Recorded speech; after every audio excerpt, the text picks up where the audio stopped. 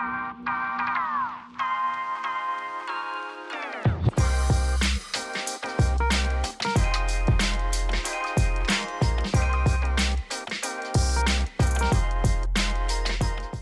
right, so welcome to the Life Tradeoffs Podcast. I'm your host, Nitin, and today I have a special guest. His name is Asher, and a few weeks ago, I listened to one of his EPs. It's one of his first EPs he's dropped, and it caught me by surprise. It was literally probably the best piece of music I listened to in 2020, and I want you to all listen to it. It will be down in the description. But today, I have him here with me, and we can get through some of the songs that he wrote, the creativity behind it. But Asher, where are you from and how are you doing today? First off, I'm good. I'm blessed. I'm from Charlotte, North Carolina. Well, originally from Washington, D.C., but I stay currently in Charlotte, North Carolina. And yeah. Yeah, we were talking before the pod that you live in Charlotte, but you were born in DC and you love the Wizards, and they're not so hot right now, but the thing that's hot right now is this EP. And the second I listened to it, I was like, oh my God, where is this kid? I need to talk to him because this is straight fire. Like, you're spitting facts, you're telling your whole life story. Like, give a background of how, like, what inspired you to make this album as a whole? I would say life inspired it. If you listen to it, you probably can agree with me. But life for sure. I went through, since I was born, I've been through a bunch of hell, I would say. And I'm still going through a lot. Stuff is changing. Stuff that I think I would never go through, I'm going through. Or I would see people from a distance going through, and I'd be like, that's tough. But now I got to deal with it. And it's like, so I feel like when you're going through a lot and you're struggling, when you're going through all of that pain, that's when, the best side of you, the best version of you, in terms, at least for like creativity and for me, music, like I think that pushes all of that out. It just gives you something to talk about, inspires you, motivates you to get in the booth and write something down. Absolutely. And the way you produced it, like, it's self-produced. I saw in the credits, like, you're the one who like produced the song, you're the one who wrote the songs, obviously, but it's you know how some people write their songs and it doesn't feel real? Everything you wrote said, I can feel the pain or the emotion you're trying to portray. And that type of vibe is like you start to appreciate that, like, how genuine it is. And so when we get into the first song, so the album slash EP, you call it EP or an album? What do you call it? EP. Got you. So we'll call it an EP. So the EP called Feel My. So what's the inspiration behind that name? Like, Feel My, like, emotions, pain, like what's the direction you're trying to go? Right. So it's feel my, and I have dot dot dot for you to fill in. You fill Hmm. in the blank. You fill in what you feel after you listen to it. I have a lot of different emotions and different just heartfelt stuff that I could have put there, but I can't pick just one.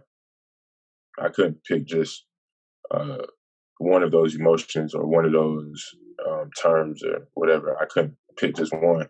So I kind of left it open. So when you listen to it, you kind of fill in the blank as you see fit. Or yeah, that's kind of what that is. Got you. So basically, you're leaving it for the listener. I want you to feel like what type of vibe you get, and you fill in the word. Right. And so so you are living at your grandma's crib right now, before we mentioned, and in the first song, the intro, the listener is introduced to a woman, and that woman, I believe, is it your grandma? Like, did you get your Yeah, grandma it's my on? That's so crazy, bro. That's so dope. Like, you could just have your grandma on the track. Like, was she willing to like record it? Like, how many takes did that take? How did that go? it was everything. Let me just say, every skit you heard, everything that you heard on it is mad organic. I didn't ask for nothing. Like, I don't know, God just put stuff in there, and I just kind of thought it. So like she sent me that voicemail probably like a month before, like a month ago. And so for the process of me writing and kind of producing everything that I wanted to, like how I wanted to convey everything and introduce it, I wrote a whole year ago, like what things I wanted. So like how the skits was formed, how the sounds were, like certain everything that I wanted, I wrote it down before I even thought about a lyric, before I even thought about a sound, before I thought about anything. So, but that was one of the things I wanted. It wasn't even specifically my grandma. It was just more of like I want some skits in here, and I want some stuff and some heartfelt stuff that you could feel from listening to it and stuff that I could relate to. So that just kind of worked out, honestly. Like a lot of people be asking me, like, that was your real grandma, or did you have somebody play her? It's like, nah, that's my grandma for real, for real. She's in DC, not the one I live with now, but the one in DC. Yeah, she's 91, and she sent me that voicemail like a month before I used it, and so I got it on my phone. I kept it saved. Every voicemail she sent me, I keep because it's my grandma. I love her, so I keep those. And I was like, I listened to it. I was like, yeah, I'm gonna put this on here for sure. It fits so well too, like the type of like all of the like almost like vocal like the recordings you put in like Kevin Hart and your grandma and all the other ones throughout the EP just fit so well. There's nothing that feels out of place. And so throughout your songs you also mention about Jesus and the Messiah and like how has faith, like your belief, helped you in writing these songs and in life? Um, it's everything. I I'm not like no perfect Christian, or I'm not, I'm mad spiritual though, so I'm mad in touch like with God, and I know how things work and who Jesus is and stuff like that. Like I feel like He put me in this position to shine light towards His name, but also like for people to see my flaws and see my stuff and be able to show people like you can get out of your stuff too if I'm going through it. But yeah, He's helped in major ways. I first got introduced to it from my grandma when I was young. The same one you heard. She'd drag me to church all the time. I would be outside in the streets hanging with a bunch of older cats and some young people, whatever. She was like, "You gonna go to church with me when you come over here? You gonna go to church?" So I go to church with her and stuff. At the time, it wasn't. I wasn't really grasping nothing. No, I was just there. But Kendrick Lamar, uh, his album "Good Kid, Mad City" point me towards like the Christianity way of things, to like reading the Bible and stuff. And yeah, he's impacted my life in that aspect for sure. But music wise, yeah, he's like my faith is important to me. So it's gonna be shared. It's not nothing forced. It's all just natural because it's just a part of me now. And yeah, that album, like if I told you how this album was made, it'd be kind of you probably wouldn't really believe what I'm saying, but I ain't gonna get into it. But yeah. So you mentioned a little bit about how these songs are produced and like when I initially listened to it, I got like a classic movie type of vibe. Like, is that the intended like feeling? Like it's like a classic, it's like a old type of vibe. Like, was that the intent? Retro, yeah, for sure. Kind of. So if you go on my Instagram, you see some of the pictures, or you look at the cover.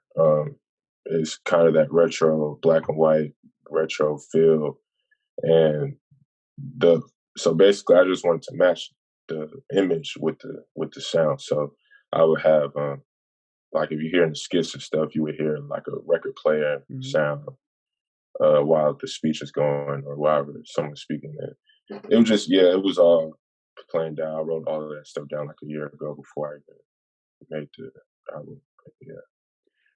There's a nice progression, and so as we get into the song called "Behind Closed Doors," you tell a story about like what's happening to you, and then it's like a whole like cinematic scene of you're not sure what's happening to you, and then you find out towards the end that the doctor tells you that you have cancer. So how's that journey going right now? Uh, it's getting. it's getting better in a way, but so like at first, like how you hear the song, that was like my lowest point of it all. That of the process, that was like the worst part. I'd be coughing up blood, and I couldn't walk. I was in my bed for a whole month. I couldn't walk. I couldn't get up. I was just very weak. I couldn't take a shower without somebody helping me put clothes on. Somebody helping me. So that was like the lowest point. Like that was the worst. That's when it was stage 3, and now it's stage 1. So God is good for that. So I'm just trying to continue to get healthy. But yeah, I gotta get a surgery soon. And hopefully once that's dealt with, then hopefully I don't gotta worry about it no more. But yeah, that song Behind Closed Doors, every single like detail. People were so surprised I like told the story so quick. They was expecting like it was like I don't know how you could put this into like a minute 30 seconds.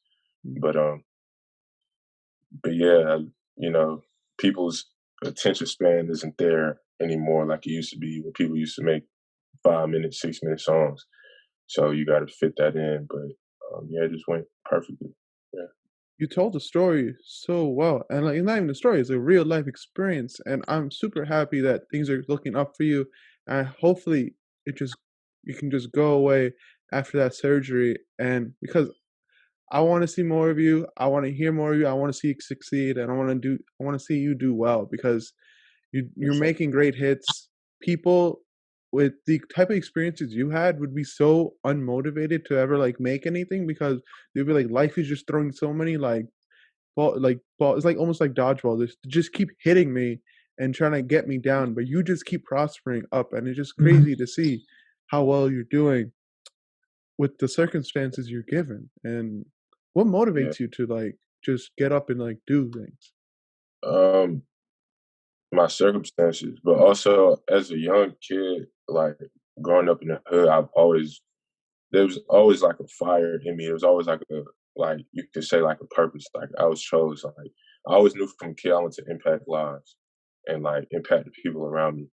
And like um, at the time, I thought it was like football. Like I was like, I want to go to the NFL, and I got told I was I'm gonna play in the NBA. But music was always there as a kid. Like I had my first song I ever made. I was 1 years old. Like I still had a CD, and yeah. So since then, 4 years old, I started playing the drums and started rapping in ninth grade. So about 6 years ago now, and but never took it serious. It was just like I'm doing it because my homie was like, "Let's rap. We got a microphone. I know how to make a beat, so let's rap." So, um, but I didn't take it serious until like the like really, really for real, like the end of 2019. So, but yeah, it's life is just. I've always had that purpose. I've always had that feeling like I'm not supposed to be normal. Like I have like I'm on a mission. Like I got something to do. And now it's just like aligning up with like music is I found out that is in the impact part, put them together, I felt that's my true calling. Like, that's my purpose for real. You're So like, I can portray the message I want to the masses through this music, and the experiences and the message I have, I can do it through that. And so in Hard Knocks, you tell a story between Black America and the police. And how do you think the relationship between African Americans and the police could be better? So, like, we know that African Americans are doing their best to better the situation, but the police literally constantly, day by day, they're just getting worse and worse because they're enacting acts of violence and they're not taking accountability for it. Like the other day, another black man was killed for no reason at all. And so, how can the police and the government step in, like actually do something about it? Like, what can we do? I don't know, honestly. And it sucks. It really do. Cause I get these questions a lot of the times, especially since my EP dropped and I really don't have an answer for that. I don't believe and this is gonna sound bad. I don't really believe that stuff is gonna get too much better in that because I just feel like the police don't care. Like you can fire whoever you want. They talking about defunding the officers and the department and stuff. You could do all that if you want to. The thing is, like, they still have free will and they still got that gun, and like they still got that. When they got that badge, they have that power, and it don't take but one person to do it. Like you could be, you could say like you trained all your officers or you got them doing certain tests and they're not racist and all of this stuff. But it don't take but one guy to decide like I'm gonna shoot him or I'm gonna kill this black guy or I'm gonna just treat him wrong just cause like they have the power to do it. So I don't think I don't really see the brightest future with that. Just cause like yeah, like I said, anyone can do anything they want. I mean, you have free will to do whatever you want. So I'm optimistic um in terms of people like speaking up on it and kind of I mean at this point it's not even about awareness because we're all aware. So but then you kind of think like what actions can I take, and it's just all that you could really think of, and it's really bad. But it's like to either go back at them, which is not. I mean, it's not That the doesn't greatest. work either. Yeah. That's not. It's kind of it's bad. It's kind of a lose situation. Yeah, like you can say, okay, let's do the London situation, how in England the police officers don't have weapons. Well, we saw in George Floyd's case that you don't even need a weapon to kill someone. And that's the unfortunate thing that a few bad apples ruins the whole bunch. And Right. as you can try to sort these out as many as you can, but eventually you'll find there's one bad or a couple bad police officers that are racially motivated or they need to get their anger out in some way. And that's the tough part in this situation of figuring out how to get rid of them beforehand. But hopefully this thing can get better every single day. I mean, to see how it's progressed throughout the centuries, um, hopefully they can follow the same trend for years to come of getting better each day. Because it's really unfortunate. And it must be really tough to be a person of color, walking through the streets, being afraid for your life all the time. So, speaking of hard times, in Imagine, and that's a lot of people's favorite song, and on the EP. And you mentioned how, because of how deep the message is, you mentioned how you were homeless by 8, your parents weren't as supportive as they needed to be, and your grandma was your primary caretaker. Take me through those few years of how you navigated through all that tough time. Yeah. So uh, growing up in DC is not the best place you would want to grow up. Just like I love DC, I'll never put my city down, but it was just hard situations, and my mom went through a lot. Uh, the reason I'm here, she was raped, so that's how I was conceived. Same thing for my little brother, unfortunately. Same thing happened to my sister, and led to her suicide. It's just been a lot of pain in my family, especially when it comes to women. And like so, growing up, uh, when I was born, like I was homeless. We were homeless. We were going to shelter, family member to family member, motel to motel. And it wasn't obviously that's not easy. 8 years old, that's when I turned. Well, let me also say, all my siblings, my older siblings, were all gangbangers. Like they're all in gangs, so like they're rolling 60s cribs. So uh, at 8 years old, I got involved in that. So because there was no other way. Like in DC, is kind of weird. Like the way that the blocks are set up, like this could be Crip territory. Right here is blood territory. down here is MS-13, which is some Mexican gang, and like they're like the biggest gang. Like, and you gotta kind of like maneuver within your zones and stuff. And so that for me, as a young kid, I didn't want to be. Uh, I really didn't have like too much of a just because. Um, I didn't really have too much of a choice just because my siblings were already in that. So like they already knew, they seen me. They was like they knew me because they my brothers and sisters and stuff. Like they were notorious for that. So if I didn't join a side, then they would You'd be just kill against me. them. Yeah. Right. And yeah, and that too. And I'm not for that. I'm all about loyalty and respect, and that's like my biggest thing to this day. So I got in with that, went through a lot with that.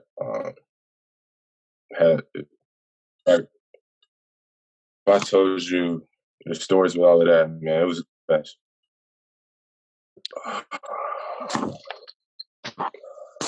You're good. I'll just cut this part out wherever it cuts, but you're good. Just let me know whenever you're ready again.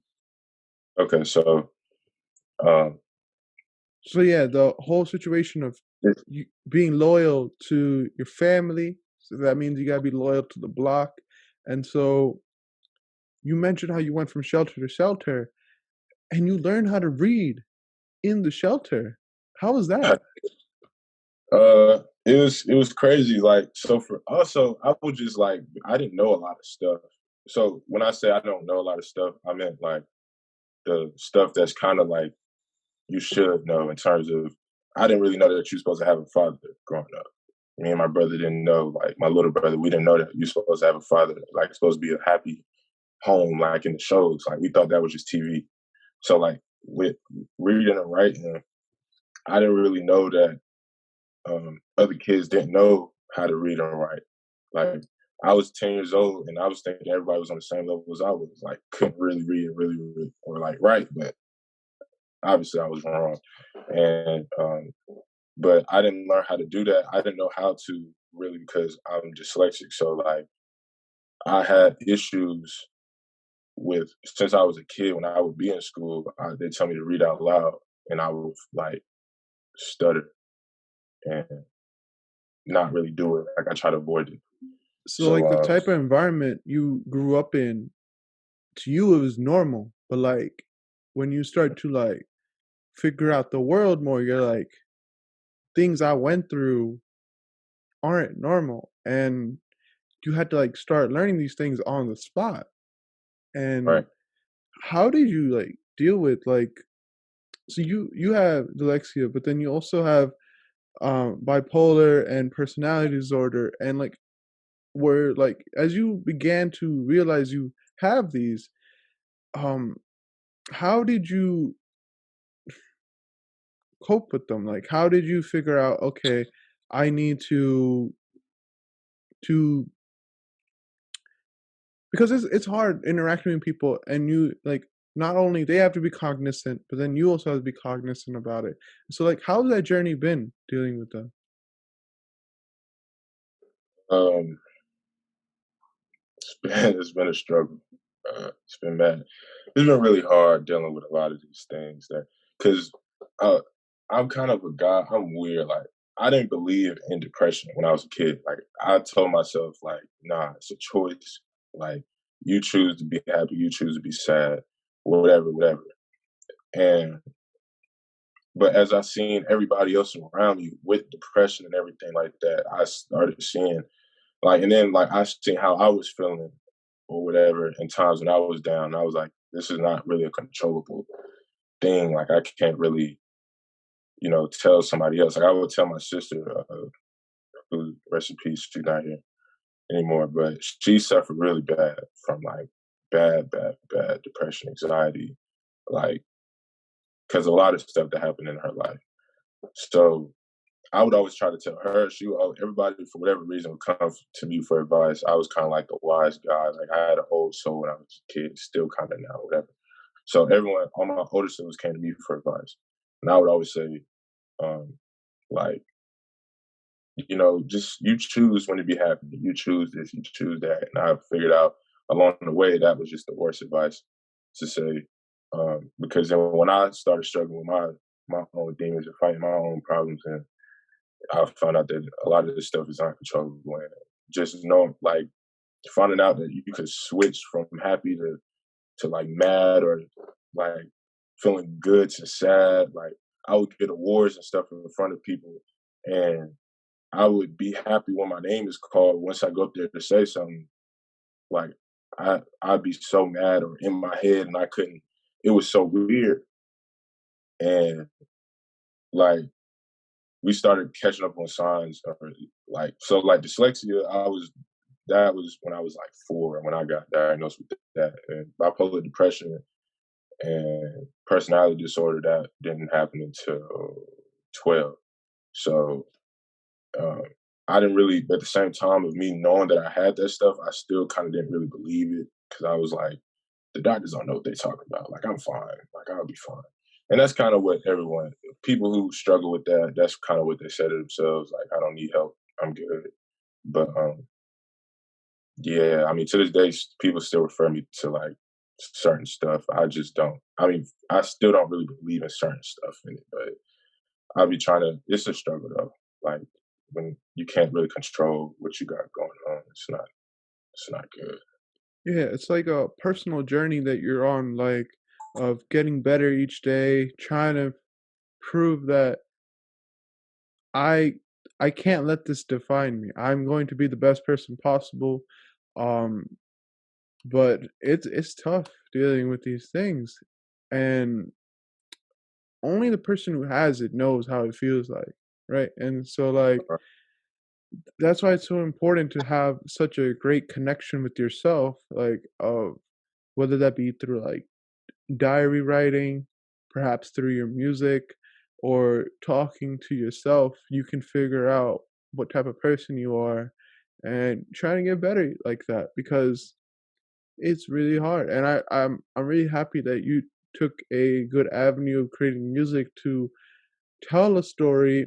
Did it help you making the EP? Absolutely.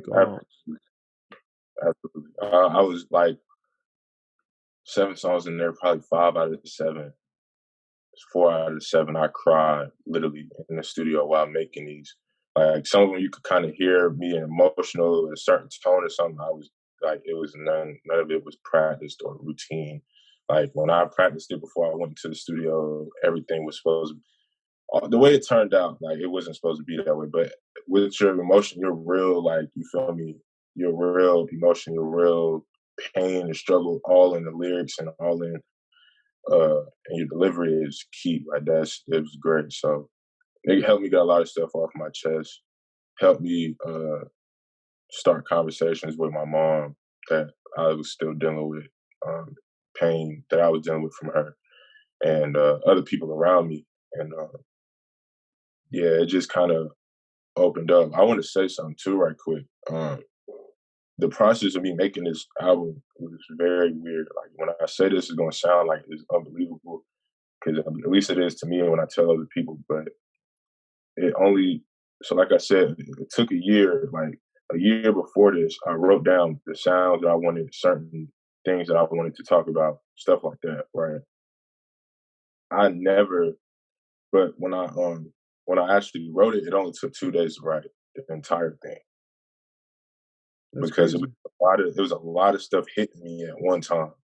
And so like I just had to write. Like I'm in my girlfriend's dorm. I'm just writing. Like and um and also A&T, if you know about North Carolina A&T, that's like is I don't go to HBCU. I mean I go to Shawan University. That's like it's majority black, but um but no one really has like they don't really push and thrive, and like they don't have goals.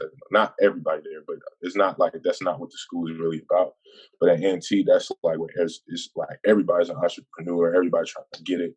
Like it just reminded me of my hood of how people just hustling and doing stuff. So it just really inspired me, motivated me, and like in the skits, how you would hear like it was homeless people talking. Um, for 2 of them were behind closed doors. And in the beginning of that was a homeless man. And at the end of Black people problems. That was a homeless man. So, and that was all in Greensboro. They were speaking. I just pulled out my phone. I was like, y'all okay if I, whatever. And they was like, yeah, young man, go ahead, listen. Like, go ahead, record. So that's how I was saying everything was organic, but it took 2 days to write. When I tell you that it took 2 days to write, I don't really remember. To this day, I really don't remember me writing. It sounds weird. I don't really remember me writing. I just remember like me and my girlfriend was like strategizing the release, and like we didn't even have a single beat yet. We didn't have a word written down. Like everything was just kind of like God just put stuff together. Because I swear to you, I don't really remember me writing. There was studio session. I remember certain parts of the studio session. It was only 90 minutes. I meant 90 minutes. It was 3 hours um, for me to record the whole thing, and I don't really remember too much of that. Like I remember me crying in certain songs, especially "Imagine" and "Black People Problems." I remember that, and I remember who was with me. I don't remember too much of anything else. Like I listened. I had to listen to the songs the day after, and I was like, "Wow!" Like because if you listen to my other music, well, my last EP, it's just a big improvement, like a big jump, and I just know that like God just put stuff in a certain way because I swear to you, I don't really remember too much of anything. I just remember strategizing like the cover art. I remember going to take pictures for that at 2, 3 in the morning at school and calling people to help me with this and do that. But I don't remember the creativity part of like the music. Like people say like, what's your writing process on this? I don't know. I couldn't tell you. Like stuff just happened and we are where we are now. And that's how I just know it's like divine steps and divine like things that happen. Like it wasn't me. I don't feel like I feel like I'm just a vessel like from God. Like I'm not really here, but I'm here. If that makes any sense. It might sound weird, but I don't none of this stuff I feel like I do for myself. Cause I feel like especially I'm blessed because there's a lot of people hitting me up every day. I probably get like 30 messages a day, just paragraphs of people telling me like how certain songs or the whole thing impacted their lives. And some people picking up a Bible now, like to read, and I just think that's so crazy for me, just because that's the same way that Kendrick Lamar affected me. And I know a lot of people have been comparing me to him and comparing me like all these greats and stuff, which is cool. Um, but I'm just glad people get really for real getting impacted by it and really loving it. But I really don't. I couldn't tell you how I made the album. Like I really like writing all that. I really don't remember doing it. Like my girlfriend had to tell me how that happened because I really don't remember writing it. I don't remember too much of anything. So it's kind of crazy. So you were like in that creative flow for like 2 days, and you were like, "It's hitting me right now, and this is a sign. I just gotta keep writing. I gotta keep going because it's here right now." And Mhm. you're in that flow and process, and you're like, "Oh my god, I don't remember anything, but we made some really good songs, and I really got the message out there." Because sometimes I feel like when you like really concentrate on something and you try to make it sound good or do good with it, it doesn't come out the way you want it to because Right, you do it too much. And so that you did it so naturally that it came out exactly how you wanted it to because it came straight from the heart. Nothing was like false. right, And I and think that's the uh, way to do it. My fault. no, That's because that's when you started speaking. That's why the people are getting that message. They're like, he's actually spitting facts from like his heart, and he means it. When you mean the lyrics, people really connect with that, and it's amazing to see how people are already being impacted by the lyrics you said through your journey, through your life story of how fate and people are beginning to accept fate more into their life, and that's super important because right. it's really helped you. And I can, I'm just super excited for your future, man. I really appreciate it, man. I'm thankful that people actually listen because like I'm 19, so with me being young, a lot of people expect me to make the trap sound in the music and stuff, which is nothing wrong with that. I listen to it all the time. I mean, that's what I grew up on. But and I was making music like that at first, but um, it's just a certain purpose that I just feel like I gotta. It's just I'm on a mission. Like I just feel this is the life that I'm living right now is not how it's going to be for too much longer. Like it's not going to be this way. But I'm just glad that people are really listening, like really taking hold to the lyrics. I'm gonna tell you something. The craziest thing: 4 people got some of my lyrics tattooed on them, and like that was like I cried. Like that because is you so, mean it. dude, that is so wild. Like to tattoo my stuff on you, like that's just because that's forever. Like that means that you really felt that. Like that's helping you or something. Like that's I don't even have tattoos. I would even tattoo like my favorite Kendrick lyric on me. Like I so for you to do that, like that's for me, I'm just a 19-year-old kid from DC who's homeless and just, love music and that's wild to me. I'm glad people are really picking up on it and not like, you know, passing by it. But I know a lot of people is gonna start listening to it. A few names that we do know has listened to it. And um, yeah, TDE. I don't know if you know TDE. You mentioned Meek Mill the other day on your Meek story. Mill. Meek Mill, that was the craziest thing. I about That's cried. nuts. That's one of my favorite rappers, especially from DC. Like he was always around in DC, and him and Rick Ross was always up there. And that's just Meek Mill was like my idol back then. Like that was from the streets, same way I grew up and stuff. That was my guy. And J Cole heard my EP, and uh, that's that's crazy. Now, again, opportunities. I just did a few photo shoots for magazine covers and doing all this stuff is lining up. Man, I'm happy that the music is being listened to and it's not getting like nothing. No one's ever said nothing negative to me about it. No one's like that's a blessing because I remember back before that, man. I wasn't before I got really, in tune with my purpose and like what I'm really trying to make. Everybody was trashing me, and you're not good or whatever. So it's just good that people really like listening. Like I turned a lot of people's heads. People who's hating on me, in Rocky River, in my high school. That is good for people to actually listen and Those help them. same people who probably dissed you before, they're probably the same ones saying, "I had your back the whole time, bro."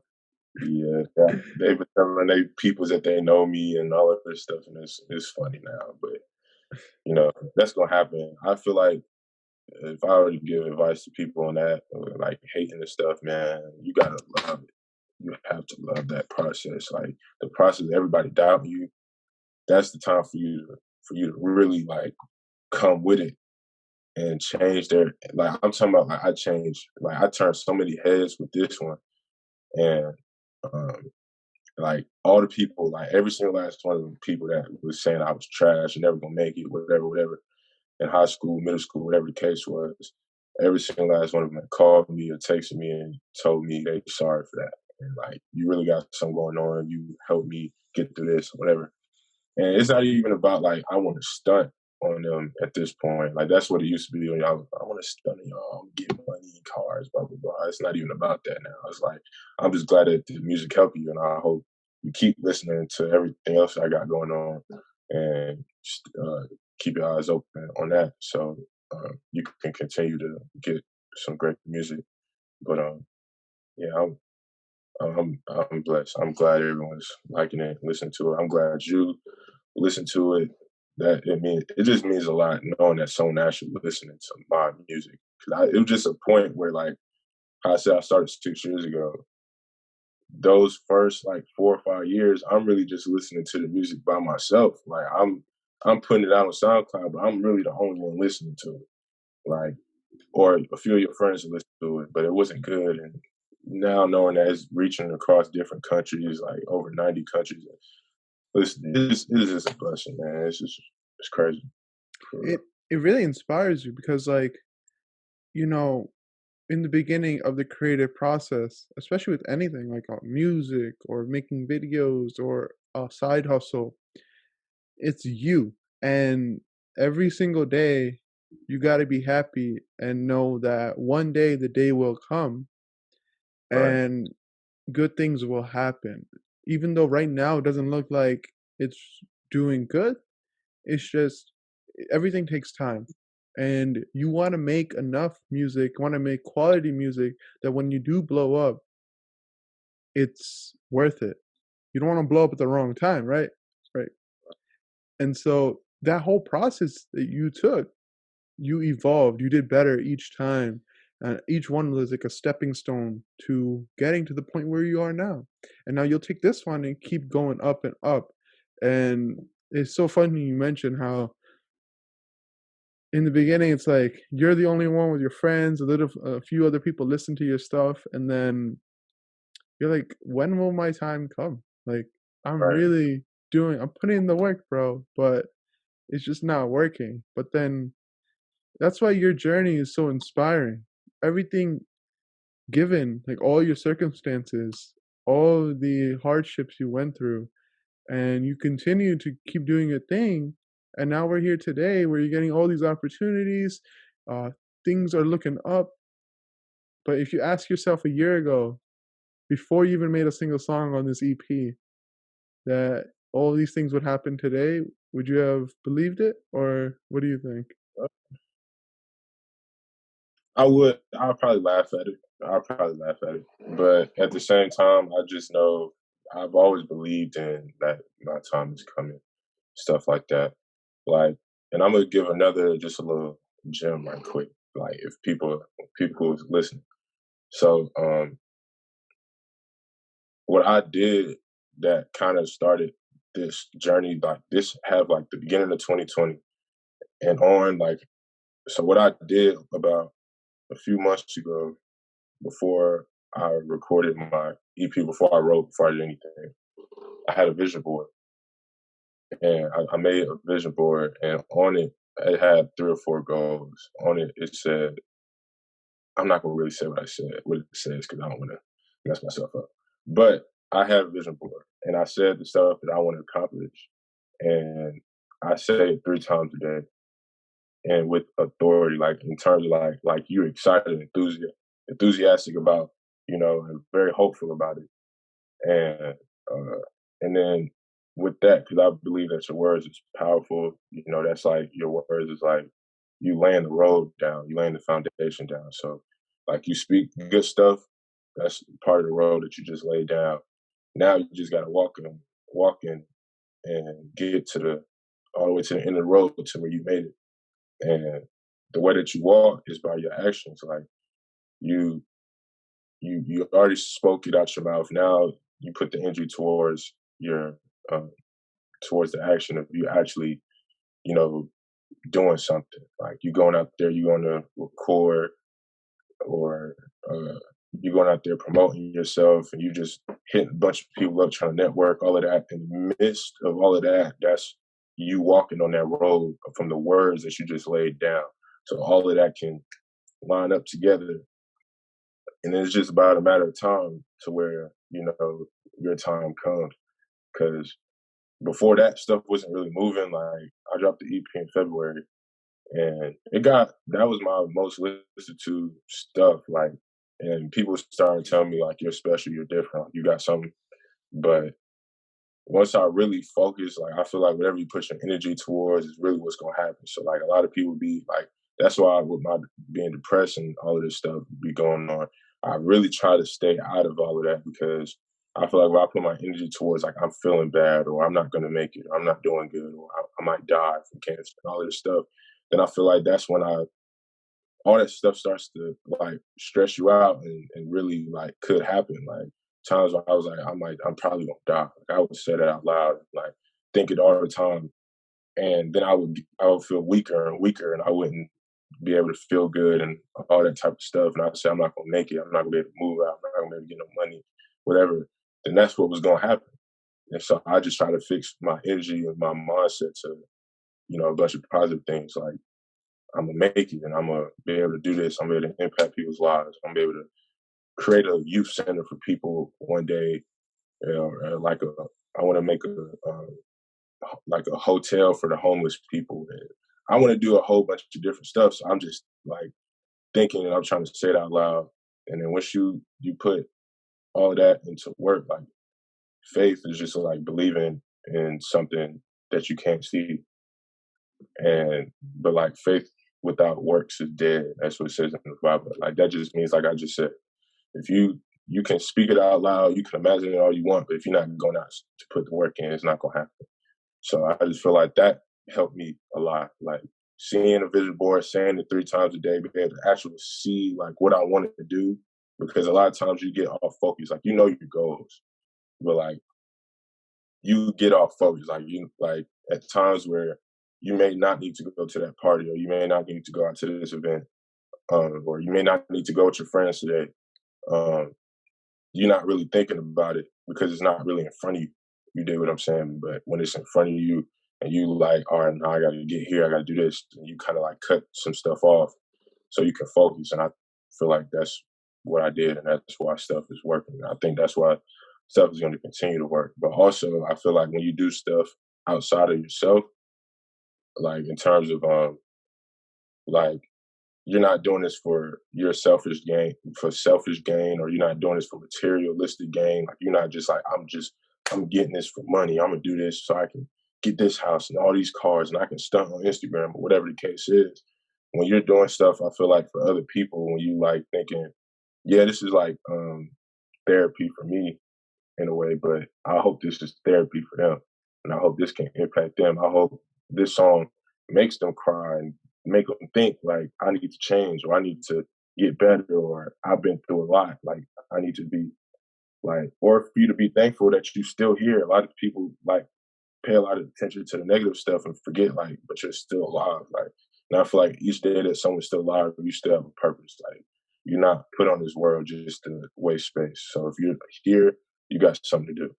And um, and I just think it's important. Like if you're doing stuff for other people and you have a good heart, a pure heart, like I want to help others, then why wouldn't you get the favor in return to like make it? Like why wouldn't you be able to get all the stuff that you asked for and that you wanted?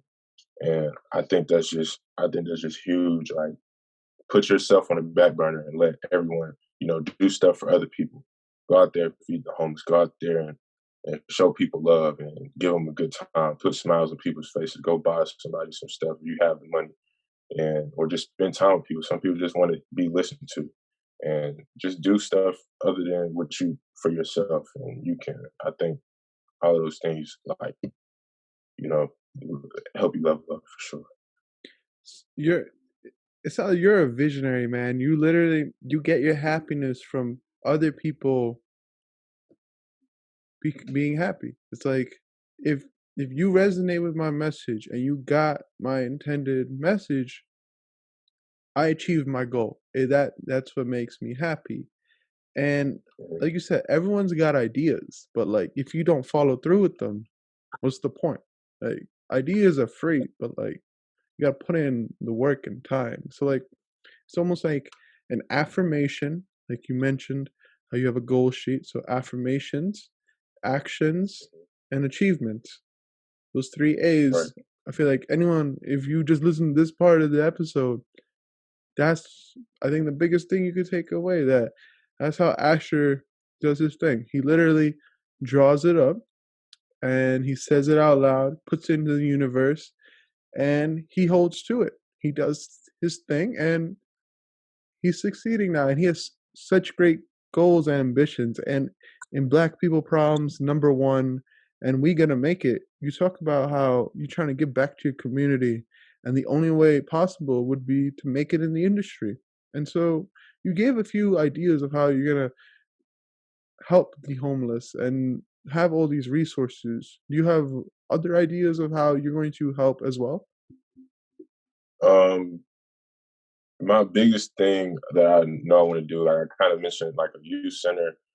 I just want to make something like the YMCA, but like 24/7. Like, so for me, when I was a kid in the summertime, if you know about the hood and stuff, that's the worst time to be outside because it's real hot. Everybody's just ready to be on whatever they want to be on. And for kids, um, a lot of their parents got to find like daycares and stuff, and a lot of people those be filled up because a lot of daycares in the hood is just like, all right, I'm gonna send you over to this neighbor over here, and they're gonna watch you, which is cool, you know. But I feel like if uh, I was a real creative person when I was young, and I know there's a lot of other kids like that. It's just really about because kids can imagine, and they have great imagination. They have great like just energy to do stuff. So like I want to make something for them all the way to the age of like 18 of just people so they can just do the stuff they want. I want to have classes for music and just entertainment stuff and just joy and fun. Like because I feel like as a kid, like I grew up too fast in my opinion. Like when everybody was at 8 years old, I wasn't with everybody else watching like SpongeBob and Dora and Mickey Mouse or whatever people was watching at 8. I was outside, like with a bunch of older people doing a bunch of legal stuff. And so I feel like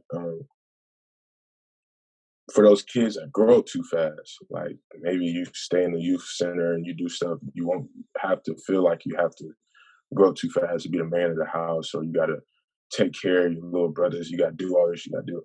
Like I just want people to have fun, like really experience life, because like it's short, and I've had at least 100 and some homies that's died since I was like around. So, and a lot of them grew up too fast, and they had to do stuff that they weren't supposed to be doing at that age. And I just want people to have fun for sure. Another thing I'm really big on with the homeless, like I just have a heart for giving. So anytime I see, like anytime I might wake up, I'll text my homies, like, y'all trying to go feed the homeless? Say yes every time. Go out there, get a bunch of boxes of pieces, get some plates, get some waters, go give them out.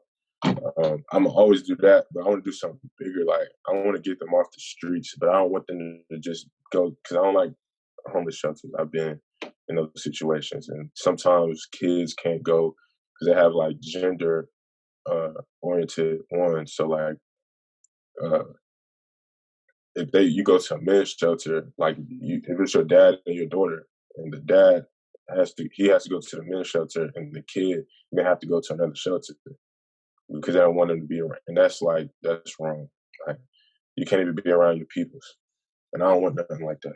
So, uh, like that's how it was for us. Like I couldn't be around my mom a lot of times, and also she has some issues with drugs and stuff, so we were separated. But it was just a bunch of issues, like, and I want to kind of have like a hotel for them. Like it sounds weird, but like it's kind of like just they're gonna come in and stuff like that so they can sleep.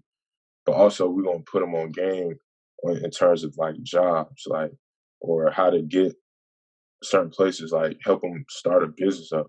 Because I feel like a lot of people just need a second chance in life. It's not really, and people think of people just homeless because they ain't like they dropped out of school or they didn't have no passion for it. Like some people are actually homeless because like one, the military is the leading thing of homeless people.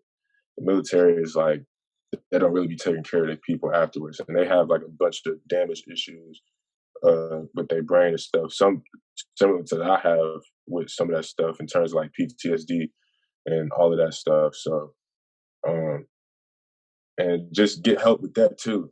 Help with their mental.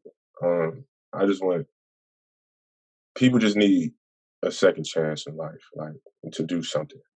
Somebody could have made a bad mistake, gambled their money away. They had a gamble issue. And I want to work with people to like help them get those things out the way and be able to start a new life and a family and stuff. Because some of these guys are young. Like I just seen one of my homies who I grew up with, 19. He outside living in a tent, and it's like he just need to hear, or he just need an opportunity presented to him. Because a lot of them, they just see where they're at now. They're not thinking past, like I can make it. Like they just think like, I'm all right. Well, because when you surviving, that's all that is. That's survival. You just think of how to live day to day. When I was young in the hood, I'm thinking like I'm not thinking about like what am I doing next weekend. I don't even think I'm gonna make it to next weekend a lot of times. So I'm like, what food am I gonna eat tonight? Like, where am I gonna sleep tonight? And that was my thing. So I know that's what's on their mind. I want to help them with all of that type of stuff. So I just have a passion for homeless people because I came from that, and people who came from my situations, and even people who have like mental uh, health. I want to help with that because I'm trying to get myself better with that. But yeah, I got a lot of ideas, but I feel like how you said, make it in the industry so you can make stuff happen. Yeah, that's the goal. When I get enough money to where I can put people in situations and have opportunities for people, I want to. Definitely, that's my goal for sure. Helping people, that's my thing. Yeah, it's like if I eat, you all eat, Right? and you got that. Always. Yeah, you got that mentality. And in terms of homeless people, it's like, okay, I'm alive today, but I gotta manage and figure out how to survive the rest of the week, the rest of the month. And it's like super scary. And the last thing they're thinking about is learning how to read or starting a business. And so if you could alleviate some of that pain and some of that suffering, you're like, okay, now I can start thinking about it because I know where I can get my food. I know I can get shelter or a clean space to live. And you're helping them in that regard and eliminating some of their issues that they face. And because a lot of these people have really good ideas, they have really good intentions, but one or two bad mistakes, choices that they made in their life really caused them to be in that situation. And especially in America, like you can literally make as many mistakes as you want, but there's always a second chance. And you and a lot of other people, especially that's one of my big goals as well, is bringing everyone up with me, whether that be you're at your lowest point, you're doing okay. Everyone should be prospering no matter what because everyone got potential. Everyone's trying to make it. And for you to even make it, other people have to support you regardless. And so Hmm. you're just giving back, you're doing your part. And it's just super inspiring. You're because some people get selfish. They're like, "Why do I need to help? Because I already did my part. I make music. I'm helping them, and I donate. I do all of that. But there's always so much more you can do, and no matter what your income level is or whatever the case may be, it's how much you're willing to put in every single case, and it's super motivational, bro. Like you took a situation that people would give up in and you made something happen from it. And that's super crazy. And what's your future plan? Like when are you planning on dropping an album soon? Is a EP gonna another EP gonna come out? What you thinking? I couldn't even tell you. I like people ask me a lot of times. It's so crazy how many people like been hit me up. Like, I probably like 1,000, no exaggeration, probably 1,000, 2,000 people. Honestly, like hit me up. When are you dropping the album? When you dropping this? When you dropping that? Something else coming out?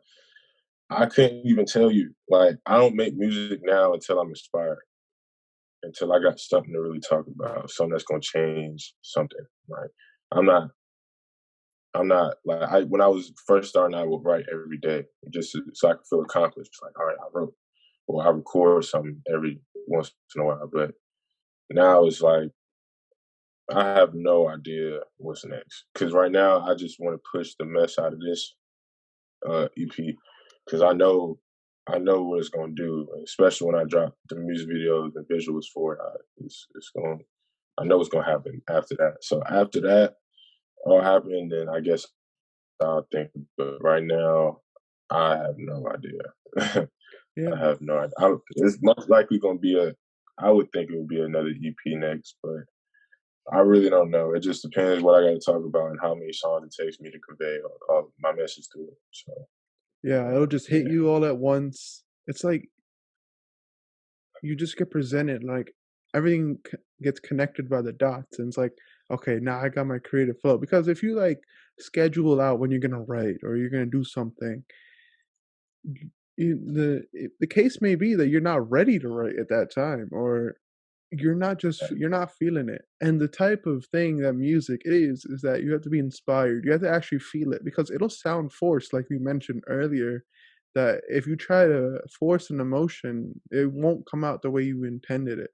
And here, it was very pure, and that's why people feel it. People are getting stuff tattooed on themselves of your lyrics, and that's does that make you scared of, like, what I'm saying, I gotta say what I mean and what I wanna intend because people are really taking this seriously, right? right. Like people starting to actually look up to you, and like you're a role model to people. That's wild. Right? But at the same time, I kind of signed up for that platform, so I'm not really like I wouldn't say scared, only because like it's my purpose. Like I'm stepping into where I'm supposed to be. So it's not really scared. It's just more like, and plus everything comes from the heart. So I don't really think nothing is going, uh, come out wrong. Or hopefully for me, really, just hopefully I word stuff right because my intentions are always pure. Even if I'm saying whatever I'm saying, it's always coming from a good place or it's coming from a true place. But yeah, it's definitely crazy. People getting tattoos and stuff in my lyrics. Yeah, you gotta make sure you saying something that's gonna impact people's lives and really speak your truth. Like I just, I feel like this next wave of rappers is gonna be more of that. I'm seeing some guys who's really starting to rap again, like really talk about something, and I think it's going to be a good amount of talent, especially what I'm seeing out of Charlotte. So if it's coming out of Charlotte like that, I know a lot of people in the rest of the world really spitting something. So I'm happy for the future of things. But yeah, you definitely gotta watch, gotta watch what you say Yeah, for sure. it's definitely encouraging because the baby, he recently just blew up, and he's been grinding all these years. He's from Charlotte, and so, that's super inspiring. It's like, how much inspiration do you take from, like, these stories of how you grind, and you finally make it, and you're, like, mainstream? Like, do you like, what do you take away from that? It's definitely interesting for me because I've seen it up front with the baby being from Charlotte. So true story. Everyone from my school at Rocky River could attest to this. That man would come to our school every week, like every week, every month, whatever the case was, to perform at our little pep rallies or just whatever.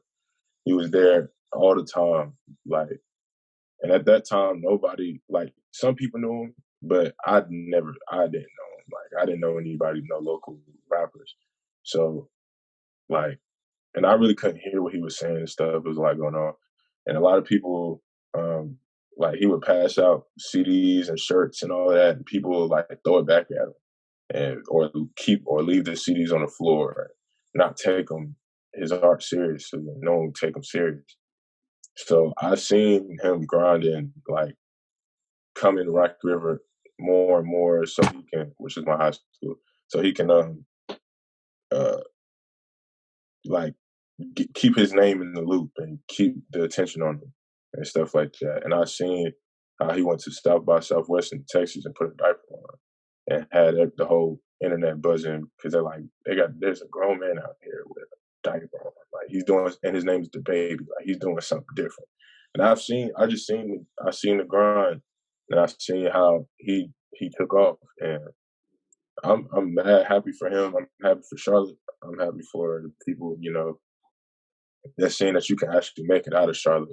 Because coming out of Charlotte is not easy. Because it's not. It lacks a lot of support.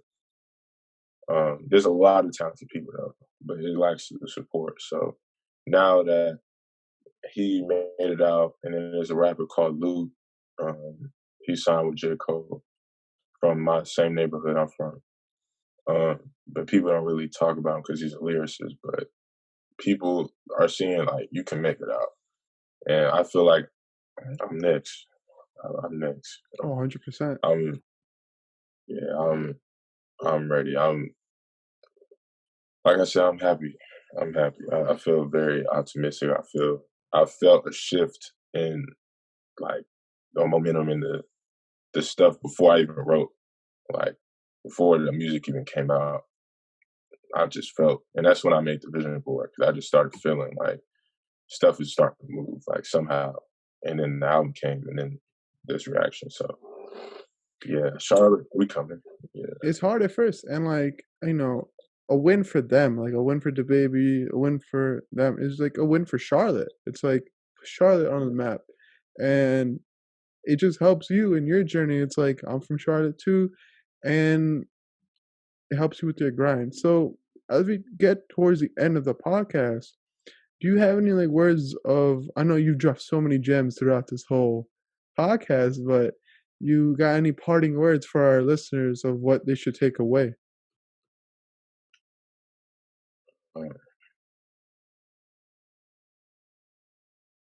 there's gonna be points in life where nothing is gonna seem possible. 'Cause I've been there, and this might sound very cliche, but like I'm talking about from what I've really experienced. I've been in my room in the dark, literally, like rather it's the dark of real situations that make stuff dark.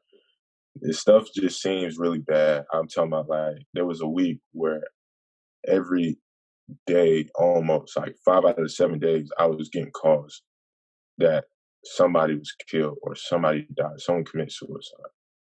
And that made me think like I don't want to be here no more. So I'm about to do the same thing. Like I said, my sister last year, December 10th, on her birthday, she took her life.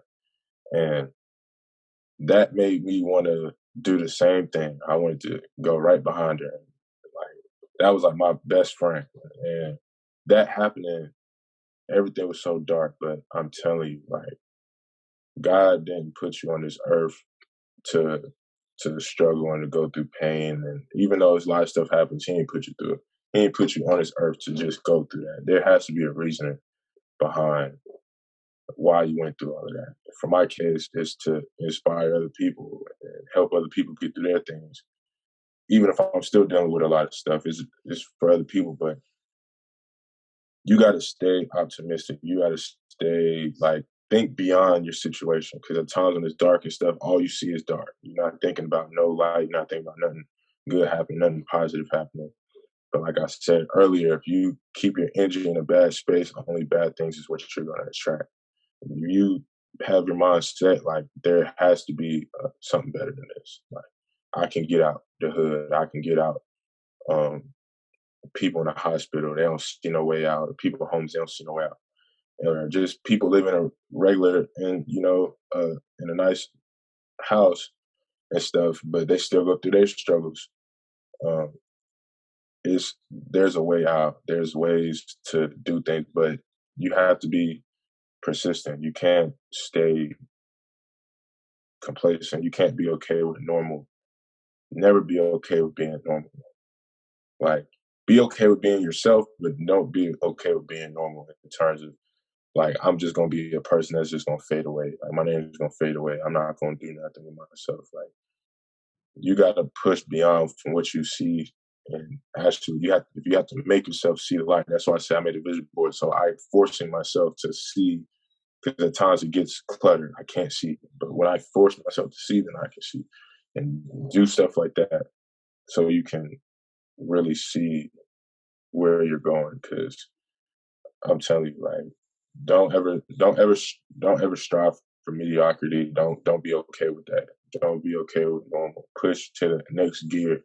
If you want to be, you tell yourself that it's okay to just be a regular local podcaster or a regular rapper. Or, I'm okay with selling a few clothes and nothing really happening. Like, don't be okay with mediocrity, man.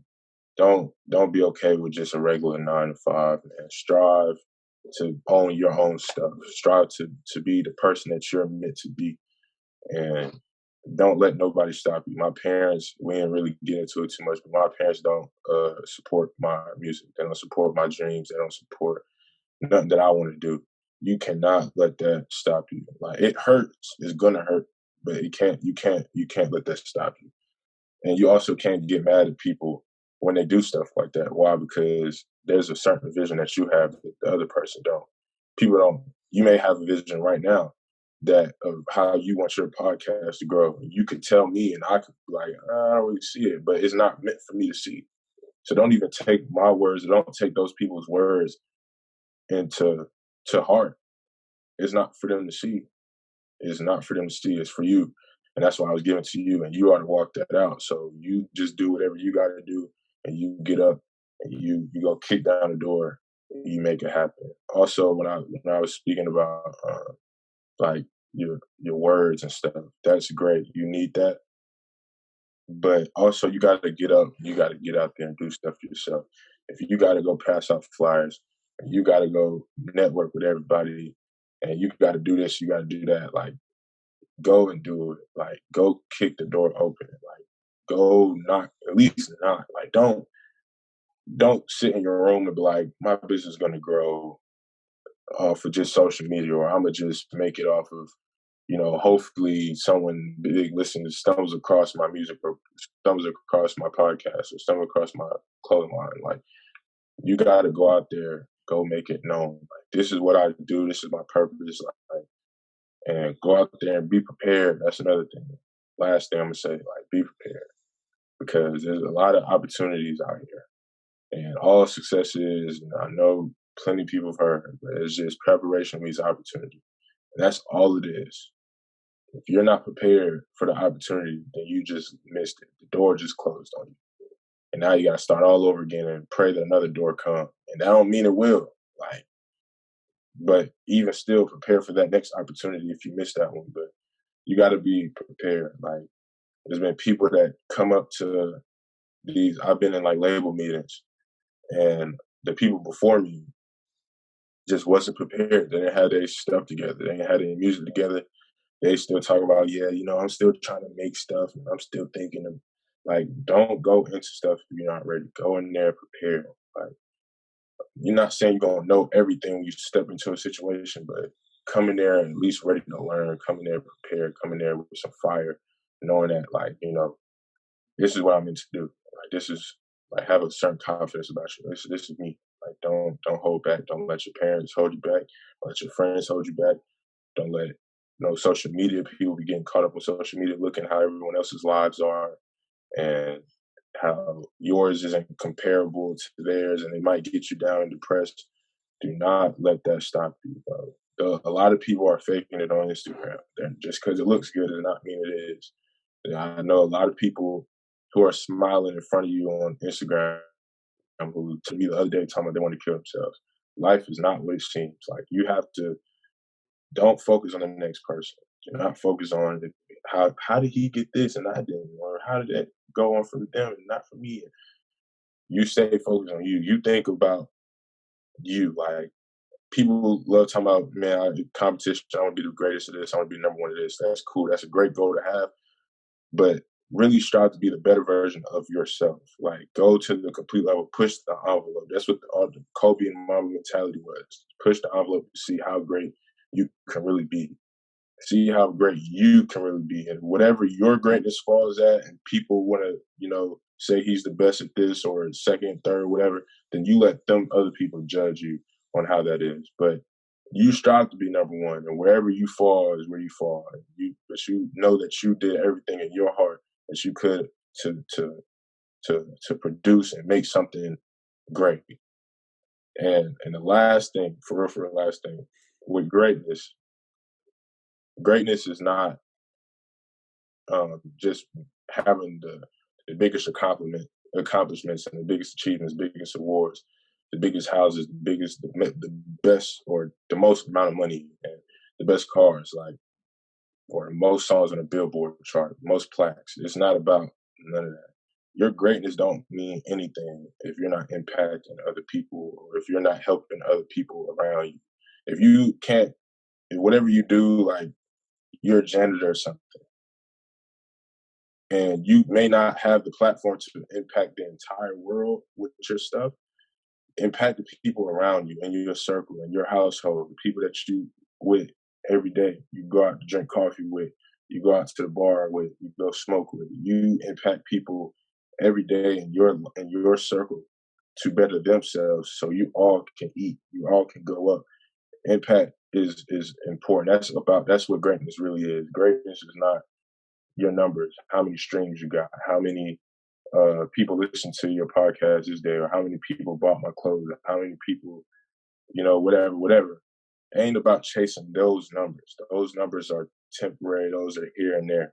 Usher went crazy when in his time, but now if you bring him up, people ain't talking about him. The numbers in that aspect does not matter. The impact of how did they make me think a certain way, or did they make me want to dress a certain way? They made me want to act a certain way. They made me use certain vocabulary. Like philosophies and impact like that, those is what really impacts a person. Like Kobe with the Mamba mentality, you seeing Nipsey Hussle and his movement, and one of the biggest idols with Tupac. Everybody want to be like him. Like impact is gonna lead those go on for generations and generations and generations, because money can run out, the numbers can run out, but the impact and the actual, you feel me, like the actual stuff, the meat and the potatoes that you really put into somebody's lives, that's impact. That's gonna help them grow, because they can teach that philosophy to their kids and their kids to the next, all the way down. So impact is what real greatness is. Greatness is not about the numbers or about how many girls like you or how many people saying it don't matter if Jay-Z told me to my face that you're the greatest rapper, you're better than me. He could say that. That's great and fine. But if my music is not impacting other people's lives and it's not really moving people, but what I'm doing is not really affecting somebody in a positive way, I wouldn't consider that as real greatness. And that's all I got. That was amazing. I dude, that was amazing. And it's like accomplishments versus impact. It's like you can accomplish it, but did you impact anyone from those things that you did accomplish? Because it could be like Allen Iverson. Even though he didn't win a ring, the impact he left on the NBA was tremendous. All right. But then you have other players who's won, like Patrick McCaw has won 3 rings. He's accomplished, but where's the impact? And Right. so that's what you want to focus on, because you don't want to be someone that was in the past. You don't want to be a nobody anymore. You always want to be someone that inspires and continues to inspire. And I had a great conversation with you today. It was an amazing experience. I learned a lot of things. I know everyone listening learned a lot of things. I just wish you the best, man. I hope you get better as soon as possible. I want to see you prosper, be here for a long time. And, if you ever need to talk, like, I know this is still on the air, but if you ever need to talk, I'm here for you. I know Appreciate it. you coming up, and a lot of people can be in your ear all at once, whether it be for the right or wrong reason, but, I'll be there for you for all the real reasons. And it's super inspiring. I'm super excited for your future and everything that's gonna come in the future. And so this is the end of podcast with Asher. And if you ever want to listen to his music, they'll be in the bio. Check him out on Instagram. It's AA with the Asher with the underscore at the end. Everything will be in the description. But again, I want to thank you so much, Asher, for being on the podcast. And we wish you all the best. You too, bro. I really appreciate it. Peace out, guys.